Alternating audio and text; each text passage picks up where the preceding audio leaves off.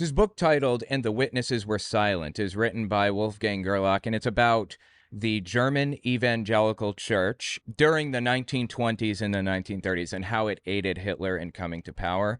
I want to give it a read. It's extremely hard to find. I only found like 2 or 3 copies that were very expensive, and I got one. None of them are new. They're not printing it anymore, as far as I can tell. Anyway, I want to give this a read. This is part 3. However, if you haven't been here for the other parts, I will explain this as though you're like a beginner. I'll explain things as we go. So let's give this a read. This is almost at the end of chapter 2. A legislative foundation for persecution. Some in Germany insisted on viewing the events of April 1st as the spontaneous action of fervent Nazis and a harmless expression of public opinion.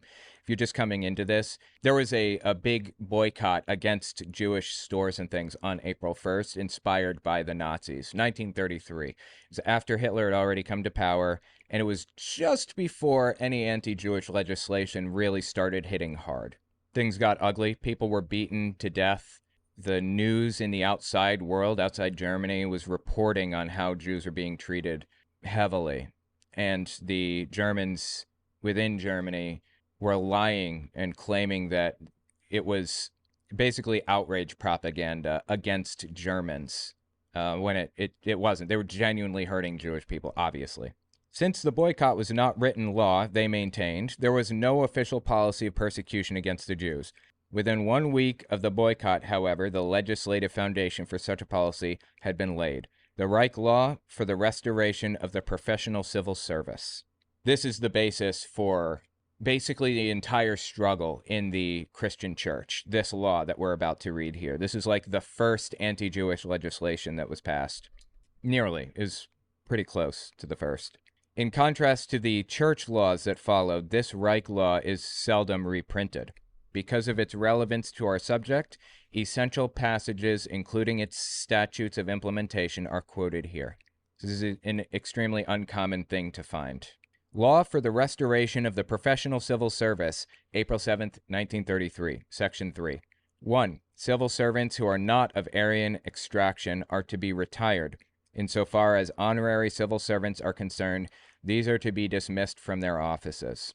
In a minute, as we'll talk about, the church adopted this legal framework into its own system. So this Reich Law that they're laying out here would eventually go on to be called the Aryan paragraph in church law. And it was the basis for everything.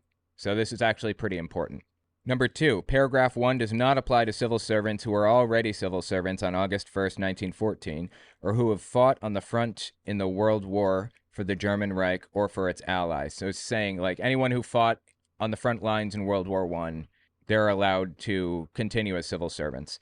In the case of the German evangelical church, this meant that they couldn't be in ministry. Like, they couldn't be pastors, or they couldn't have any important role in the churches at all, deacons or anything. However, that obviously eventually moved to they're not allowed to be involved in the church at all. I think that was like by 1934. It was all very fast how it happened. And finally, they just weren't allowed to, like, live, obviously. So the whole thing is about Jews who converted to Christianity, not about Jews, or who have fought on the front in the World War for the German Reich or for its allies, or whose fathers or sons were killed in action. Further exceptions can be authorized by the Reich Interior Minister in agreement with the responsible departmental minister, or abroad by the highest regional authorities for civil servants. Or abroad. I guess that'd mean like ambassadors or whatever, embassy workers. First decree on the implementation of the law, April 11th, 1933, Section 2. 1. Whoever is descended from non-Aryan, particularly Jewish parents or grandparents, is considered non-Aryan. It is sufficient if one parent or one grandparent is non-Aryan. This is to be assumed particularly if one parent or one grandparent has belonged to the Jewish religion. Again, we've talked about this in other parts, but Aryan, in their minds, meant anybody who were from the tribes that would eventually constitute Germany. So basically white people who were originally like German, from the German area, Saxons and things. Jews were not originally Germanic, but they were white. Since they weren't Germanic, they're considered non-Aryans. white people in the United States and Britain are generally considered to be from the Germanic tribes. We speak a Germanic language. English is Germanic. It's sufficient if one parent or one grandparent is non-Aryan. This is to be assumed particularly if one parent or one grandparent has belonged to the Jewish religion. If a civil servant was not a civil servant as of August 1st, 1914, he's required to prove that he is of Aryan descent, a frontline soldier, or the son or father of a soldier killed in action in the World War. Proof is to be furnished through the presentation of official documents, birth certificate and marriage certificate of the parents, or military papers. So with this law, Germany set up a condition in which Jews were rushing to prove that they were part of German culture, that they were Germans, and turning in their birth certificates so that a list could be made of the people who have Jewish descent but are no longer involved in it, thus making it child's play to identify people who are on the fringes but not fully Jewish. And of course, fully Jewish people who have two Jewish parents or are involved in it to any degree are reasonably easily identifiable already because they have like lists, through the census and things. This is part of Germany's attempt to create lists of Jews, and it worked. 3. If Aryan descent is in question, then an expert opinion is to be procured from a specialist in racial research appointed by the Reich Interior Minister. A specialist in racial research. Wow. What a phrase.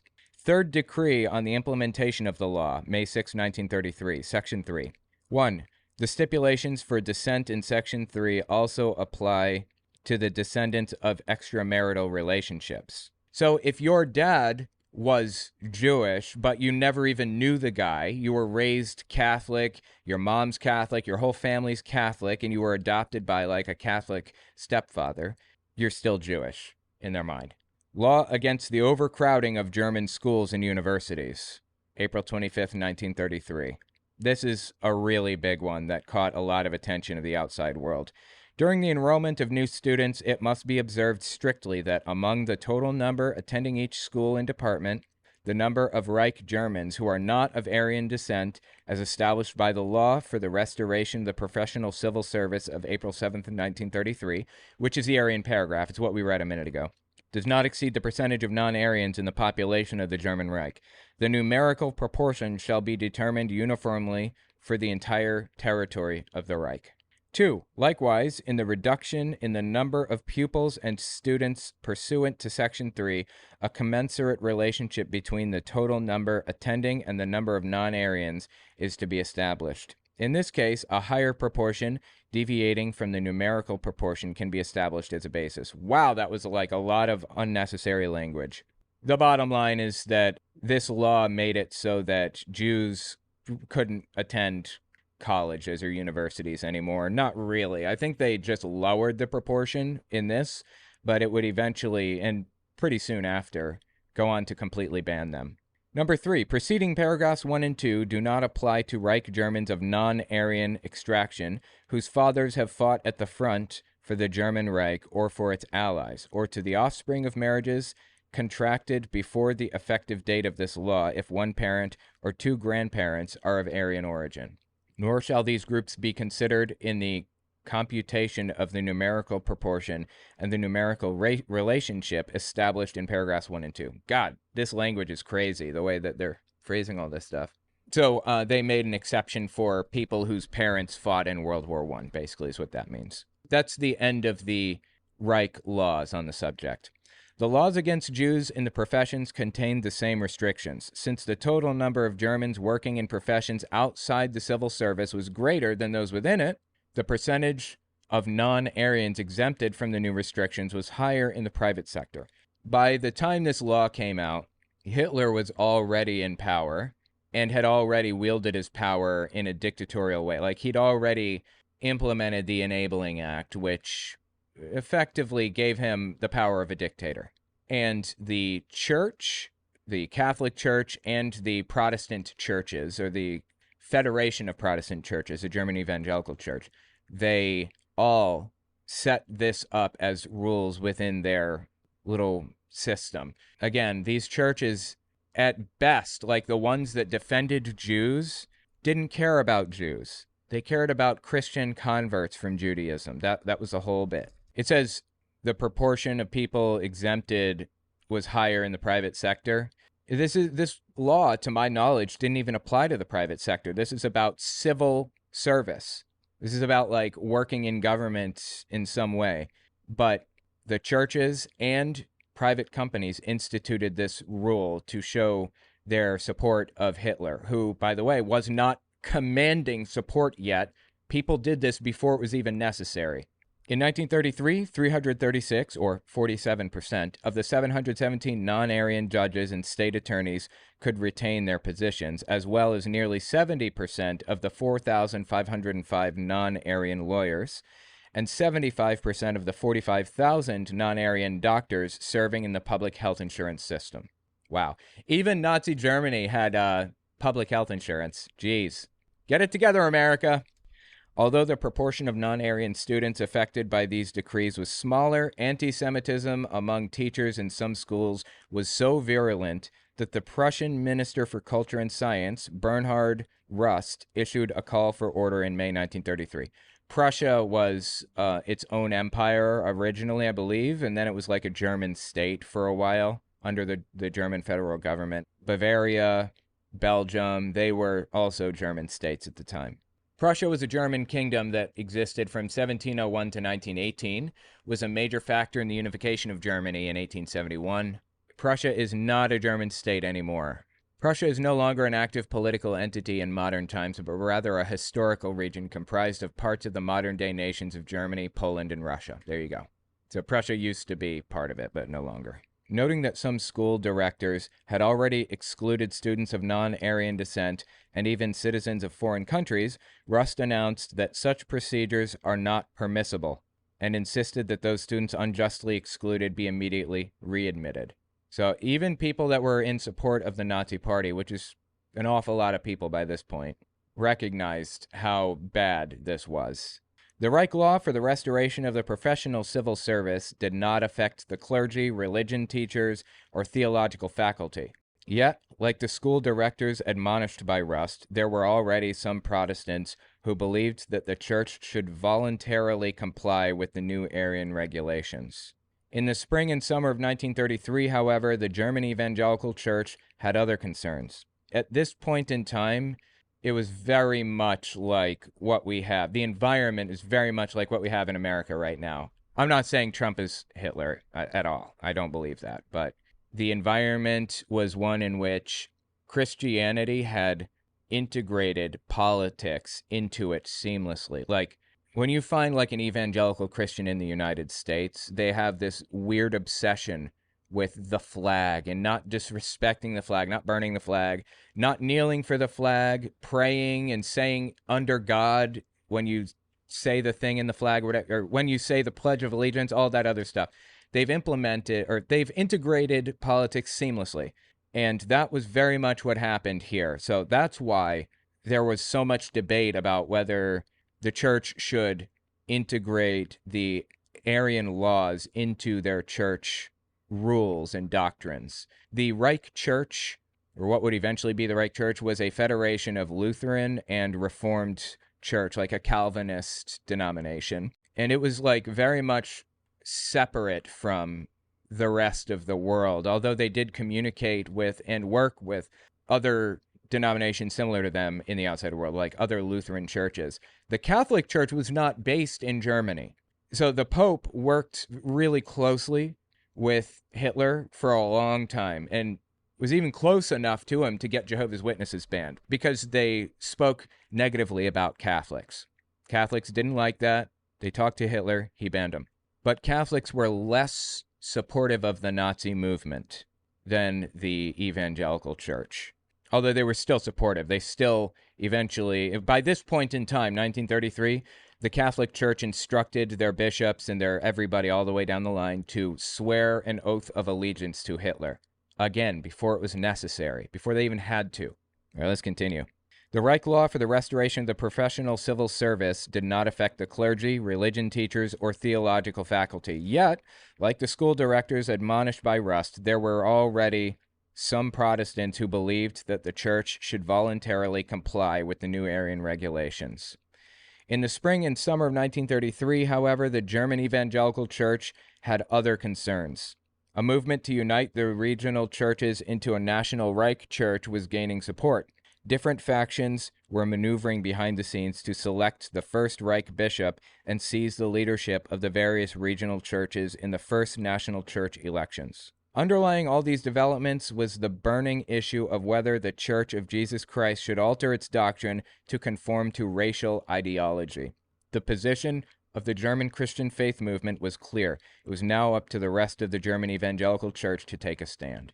So, being predominantly a denomination or a version of Lutheranism, they followed certain creeds. They call it like confessions, the Apostles' Creed, the Nicene Creed, so on. They're basically just like a description of their beliefs. Like the Trinity exists, you can be saved if you come to Jesus, so on and so forth. And the big debate was whether the Arian paragraph broke the confessions. Eventually they came to determine that it did, or many of them did. Like 2,000 to 4,000 pastors out of 18,000 concluded that it did, in fact, violate the confessions.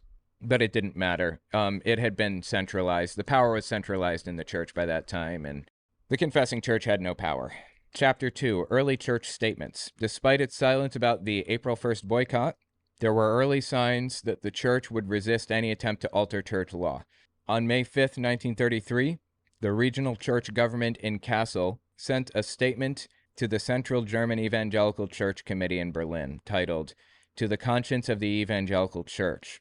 It deplored the fact that the church and its members, like professional associations and organizations, private clubs and lodges, sportsmen's and private garden clubs, had succumbed to the pull of Nazi Gleichschaltung, the synchronization of all levels of German life to bring them under Nazi control. The authors recognized that regulation of the Jewish question was clearly being carried out on the basis of the 1920 National Socialist Party program. From the church's perspective, the most important section of the 1920 program was Article 24, which protected religious freedom as long as it didn't conflict with the manners and moral sentiments of the Germanic race. Basically, it's saying from the church's perspective, they didn't really care what Germany did as long as it didn't conflict with the church's goals or rules. One of the first to see through Article 24 had been Hermann Sass, the former editor of the church yearbook. The clear-sighted Kassel church officials agreed with Sass and appealed to the consciences of their fellow Christians. The evangelical church must be reproached strongly for not putting an end to the persecution of its own children in the faith. Indeed, for giving its blessing from the pulpit to those who are working against its own children in the faith, and for banishing people of the same faith with whom they joined in worship before the church's very doors as though they were mangy dogs. We're watching the early formation of the confessing church, the oppositional group to Hitler, within the church. Again, it was not very big at its height.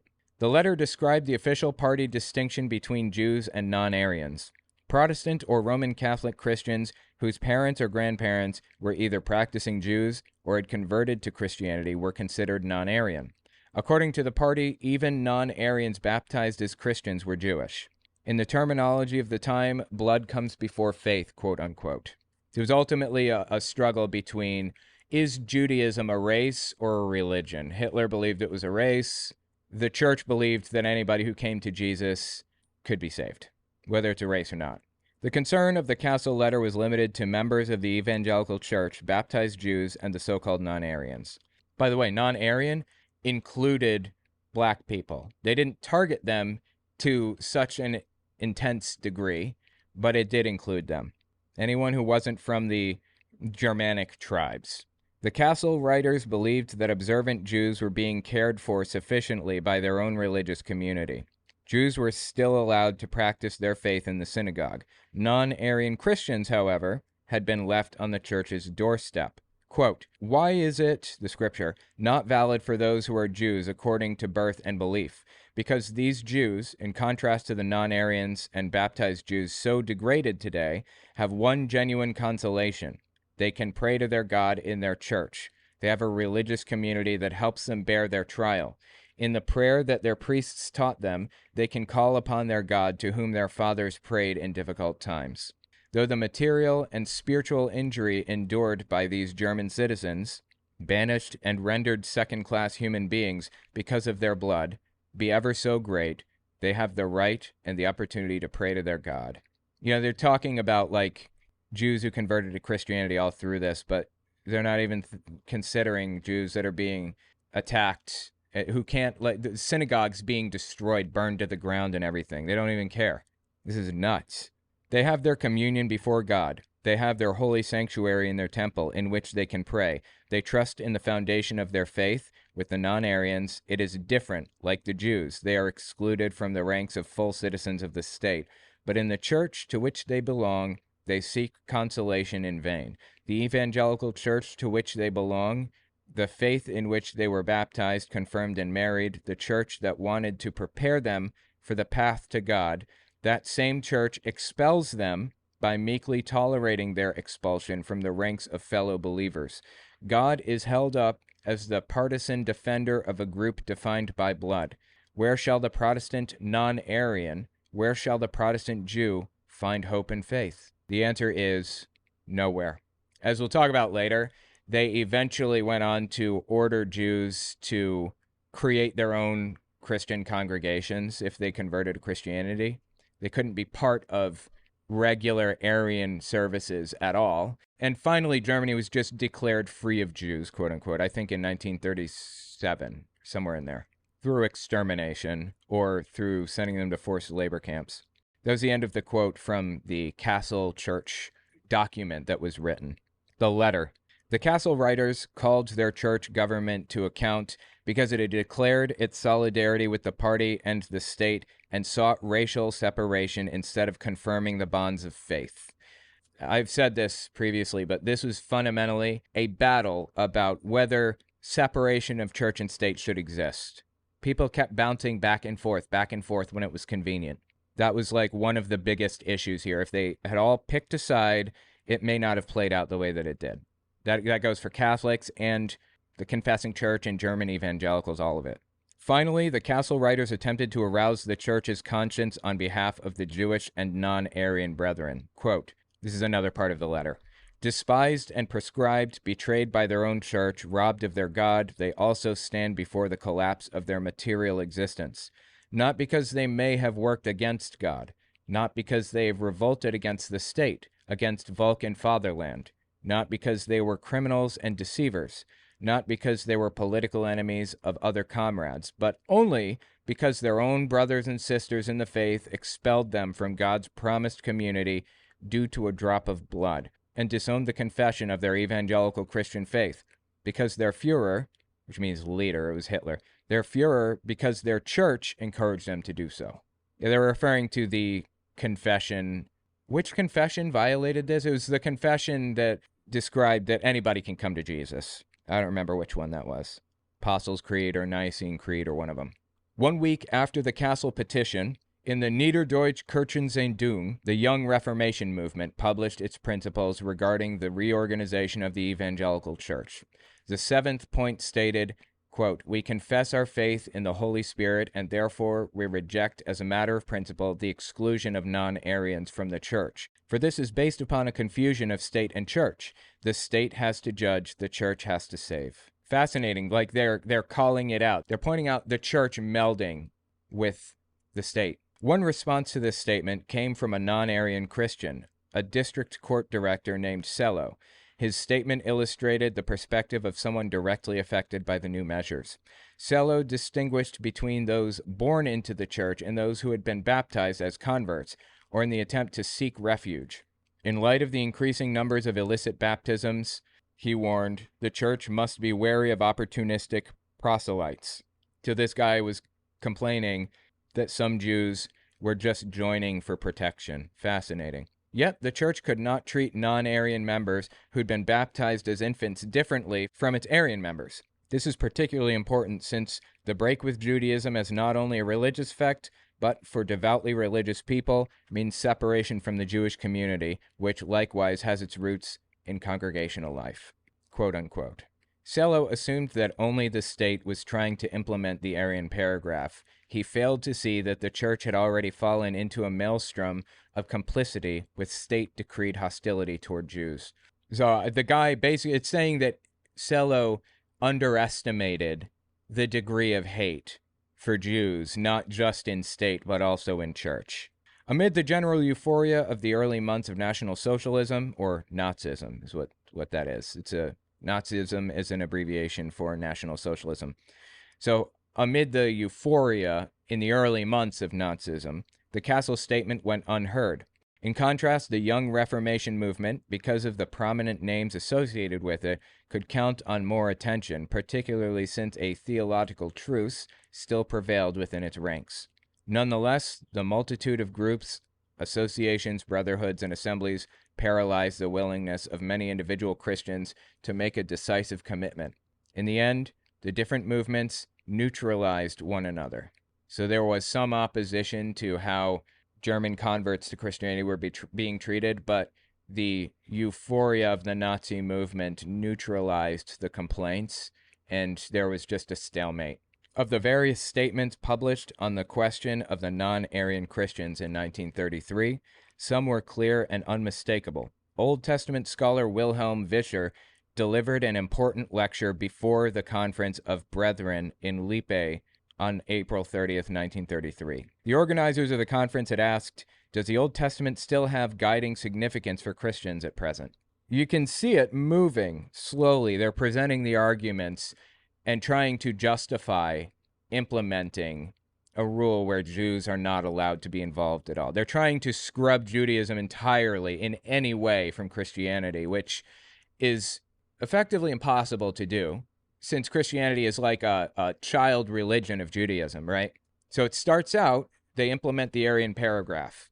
They're banning Jews from being involved in ministry at all. And then it moved to, we're scrubbing the Old Testament of any mention of Jews. And then it moved to, we're getting rid of the Old Testament entirely. And I'm jumping ahead here, but I'll tell you what happened next. Then it moved to, Jews are not allowed to be part of Christian churches at all. They have to create their own Christian churches and operate that way.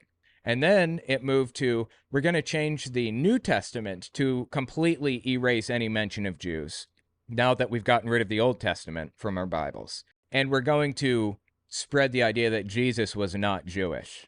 That's kind of the chain of events.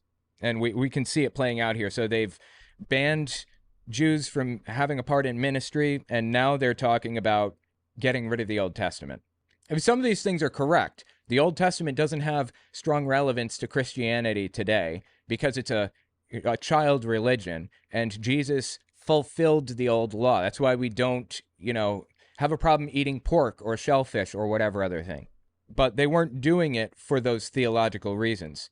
They had what's called motivated reasoning. It's bad faith. They had a goal in mind, and they were going toward that goal as quickly as possible, any way they could get there. We want Jews completely scrubbed from our religion. How do we get there? The organizers of the conference on April 30th, 1933 asked, does the Old Testament still have guiding significance for Christians at present? Protesting the very notion of separating the New Testament from the Old, Vischer replied, the tribe of the Jews from which Jesus comes cannot become one nation like other nations, even after the crucifixion of Jesus. The history of the Jews is a special mystery of God. With the Jews, God desires to fulfill the work of reconciliation begun with the calling of Israel. Romans 9:11. I find it super fascinating to review the verses that were used to make these arguments at the time. Romans 9:11 was a big one. Also Romans 13, I believe. And that later on, they also made arguments using Ephesians 4:15 through 16. Anyway, they reference Romans 9:11 here. The Jewish question is therefore not a racial question, but a question about God. Although Vischer could have confined himself to an Old Testament analysis of the question, as most of his Old Testament colleagues did at the time and later, he did not evade the Jewish question. He even appended a short article on the Jewish question to his remarks, since a participant at the Conference of Brethren had suggested that I could have kept this offensive addition to myself in an otherwise so edifying lecture on the enduring significance of the Old Testament.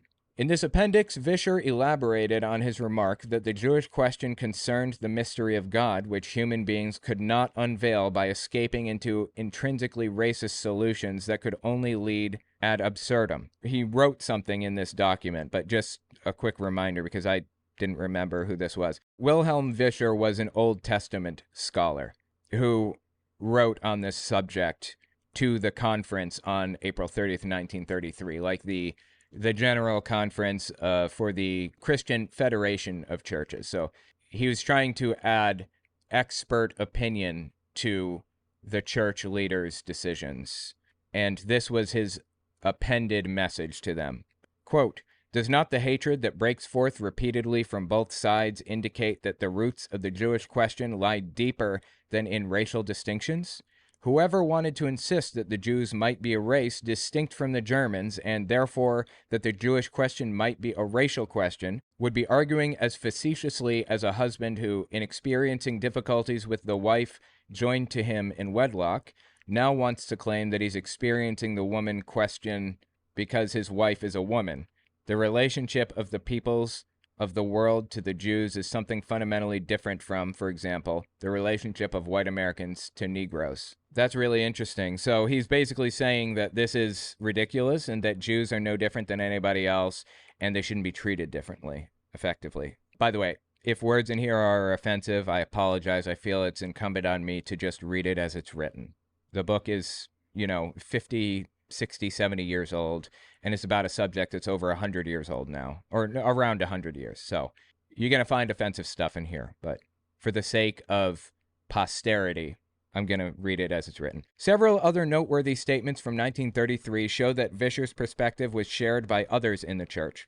An appeal from student youth, it's in italics, so it was a document. An appeal from student youth demanded that everyone without distinction as to status and race can be a member of the church. The testimony and confession of Westphalian pastors, with 100 signatures, headed by that of Pastor Ludwig Steele, who later died in Dachau, I think it's how it's pronounced, which is a concentration camp, a death camp, for his opposition to Nazism, repudiated the equation of the mission to the Jews with the mission to the Gentiles because of Israel's position in salvation and eschatological history. Eschatology being like your beliefs in the apocalypse, in the end times, what's going to happen. So it's saying, just to kind of break it down here, because it's kind of confusing. So at this conference that included representatives of all the different non-Catholic churches in the area at the time, a number of different church leaders wrote opinions to be considered by the leaders of the Federation of Churches, the German Evangelical Church as a monolith. And this church, led by Ludwig Steele, wrote a document that basically said God does not differentiate between Jews and Gentiles in the body of Christ, effectively, is what I'm reading here. And he died in Dachau for his opposition to Nazism, because of Israel's position in salvation and eschatological history, and he condemned every division of the church that seeks the separation of Jewish Christians from Gentile Christians. The Tecklenburg Confession observed that the German Christians' theological treatment of non-Aryan Christians undermined the validity of sacraments. Don't forget, when it says confessions, it's talking about, basically church laws, expectations. So I believe there's a Barman confession, which we'll eventually get to, and that kind of created the confessing church. So the Tecklenburg Confession, it says here, observed that the German Christians' theological treatment of non-Aryan Christians undermined the validity of the sacraments. Quote, "Through the exclusion of Jewish Christians from the German church after they have given up their fatherland for the sake of Christ, the sacrament of baptism is distorted and destroyed. In the wish to admit those who are racially different only as guests to the Eucharist, this sacrament is destroyed as well." They're basically outlining some of the main complaints from people leading up to the confessing church splitting off from the Federation of churches known as the German Evangelical Church. These are a few examples. Despite these various proclamations, most within the church were occupied with church matters, quote unquote, and dealt only marginally with the church's Jewish members and the Jewish question. Nonetheless, two prominent professors spoke out, Martin Buber to his fellow Jews and Professor Hans Ehrenberg, who, as a non-Aryan, would himself fall victim to the Aryan paragraph, to Christians. At a time when German Jews are confronted by the universal fate of the Jews, Buber summoned his fellow believers to face this confrontation faithfully, that is, through suffering. What happens to us, even if it strikes us in our very marrow, is not decisive. What is decisive is how we conduct ourselves with regard to it, what we make out of it, what it makes out of us. Buber insisted on loyalty to our calling, a commitment to solidarity with the one who cannot be named, dependence on the one who binds. The important fact that this hour is a test for Christianity has nothing to do with us. What matters to us is that it is an ordeal of fire for Judaism. Wow, interesting. So he was a non-Aryan. So he was Jewish, basically, I assume. And he would fall victim to the Aryan paragraph, eventually. Yeah, he was Jewish. Summoned his fellow believers to face this confrontation faithfully.